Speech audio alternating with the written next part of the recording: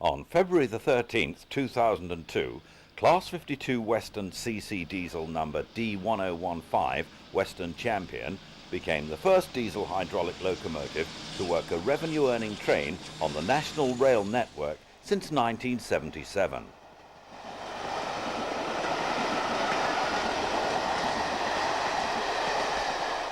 It was just 2 weeks short of 25 years since fellow class members D1013 Western Ranger and D1023 Western Fusilier had worked the last train for the old British Railways. This was a special from London Paddington to Swansea and Plymouth and back.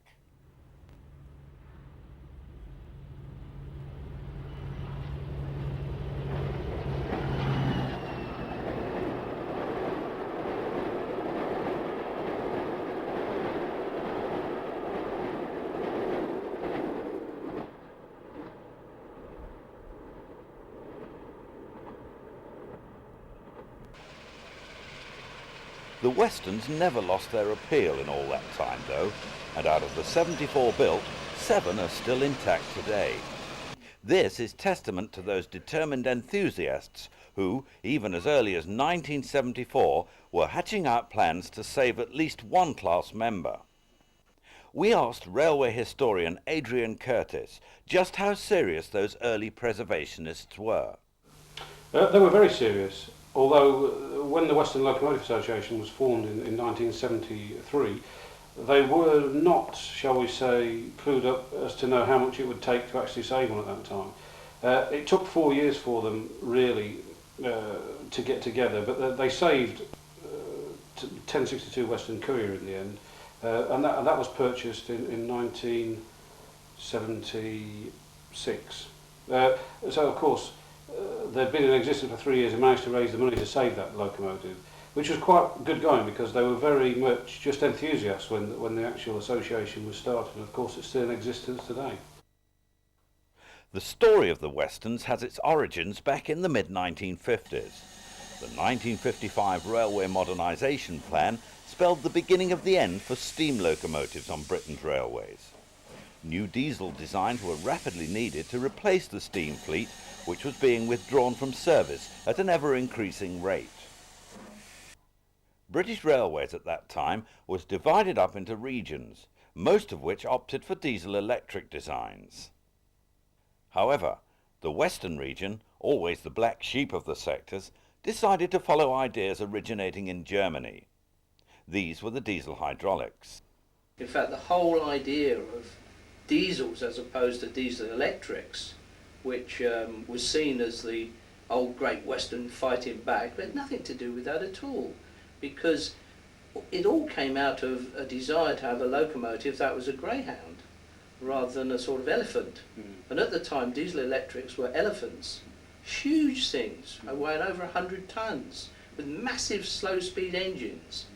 But at the same time, the German railways had developed this V200 class of very fast, very light diesel locos. In fact, I'd seen them when I'd been in Germany. That was nothing to do with me, incidentally, but I'd happened to have seen them. And these were built by Kraus Maffei.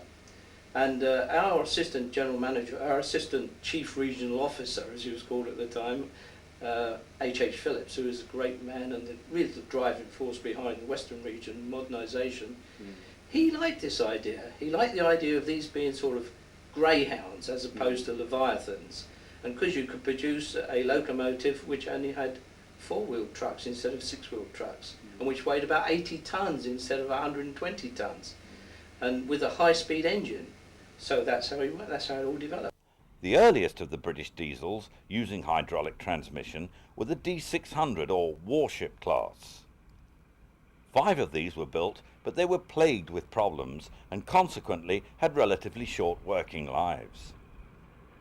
Misha Black, the son of a Russian immigrant, had been heavily involved in the external design of these early locomotives, so it was fitting that he was also asked to work on the later D800 warship class, of which a total of 71 were built.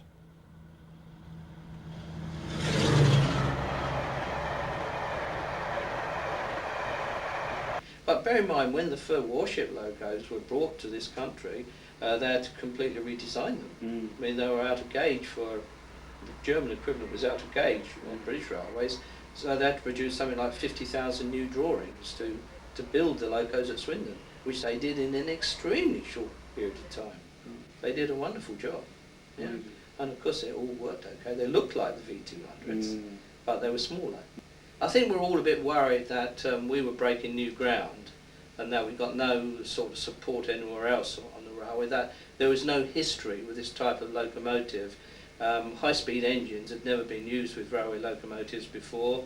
These were basically marine engines, I believe, they came from, and the tradition was to use a very low-speed engine and a very heavy engine, perhaps only one in a locomotive, weighing over 100 tonnes. So there was no experience anywhere in the world with these except these 5 which were in Germany. And so I think there was a sort of feeling at that time that perhaps there was a bit of danger in all this, that there might have been something not quite right in ploughing a lone furrow. Towards the end of the 1950s, Misha Black was to produce his finest design of all, however, the Class 52 Westerns. The first class member, number D1000 Western Enterprise, was turned out in this experimental desert sand livery in late 1961. Here it's seen at Wolverhampton's low-level station.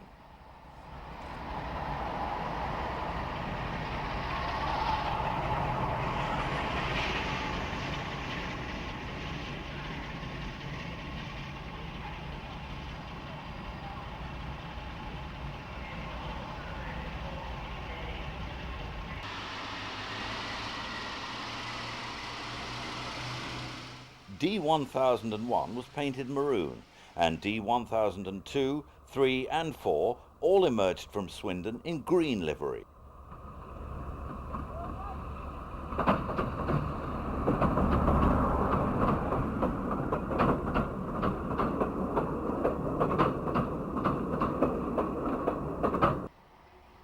After this, maroon was chosen as the standard livery for the remainder of the class.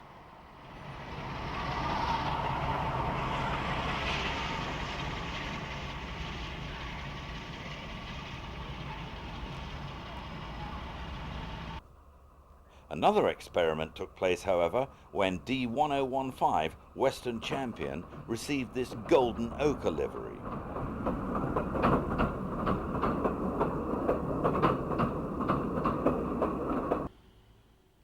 Some of the class were built at Swindon and some at Crewe. Of the Crewe-built engines, another 4 were painted green. These were D1035, 36, 37 and 38.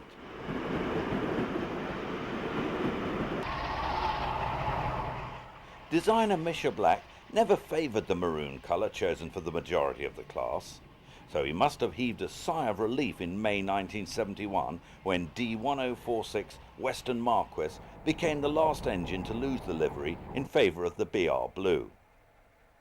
For the whole of 1972, the entire class carried this corporate livery, but the following year, 1973, was to be a very sad time for the Westerns. In January came the first withdrawal. Engine number D1032 Western Marksman had a fatal axle flaw and was dumped out of use. After that, the class began dropping one by one like flies, until that final fateful day on February the 26th, 1977, by which time just 4 remained in traffic.